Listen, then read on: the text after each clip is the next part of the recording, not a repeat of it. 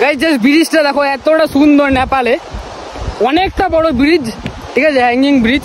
একদম মাঝখানে আমি এন্টার করেছি। নিচে সুন্দর সুন্দর খেতিবাড়ি করা হয়েছে, ধান ক্ষেত। নিচে একটা সুন্দর নদী বয়ে যাচ্ছে, তোমরা জাস্ট দেখো।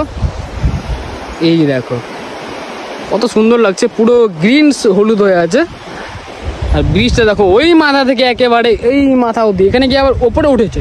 মানে এতটা বড় হ্যাঙ্গিং ব্রিজটা নেপালে। আমরা হচ্ছে আজকে যাচ্ছি কান্যাম, যেটা আমাদের শিলিগুড়ি থেকে অ্যাপ্রক্স 70 কিলোমিটার হবে। আমাদের বাগডোগরা থেকে 63 কিলোমিটার। আমরা অলমোস্ট অনেকটা দূরই চলে এসেছি, আর মাত্র ওই 20 কিলোমিটার বেঁচে আছে, বেশি নয়। তার আগে নিচের ভিউটা দেখো, এতটা সুন্দর লাগছে। পুরো ধান খেত, এগুলো পুরো কালারিং করছে দেখো। ও কি চা বলো, বাইরে থেকে বেরোলেই সৌন্দর্য দেখতে পারবে।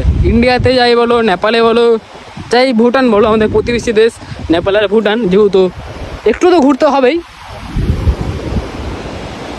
কতটা সুন্দর লাগছে দেখেছো, সুন্দর রোদ্দুরটা উঠেছে সকাল সকাল। এখন হচ্ছে 10টা বেজে গেছে, বেশি টাইম হয়নি। আমরা অলমোস্ট ওই 20 কিলোমিটার কভার করবে, কিন্তু পুরোটা খারাপ রাস্তা তো, আমাদের ওই 5 ঘন্টার মতো লেগে যাবে আরো সাইকেলিং করতে। আসো আসো,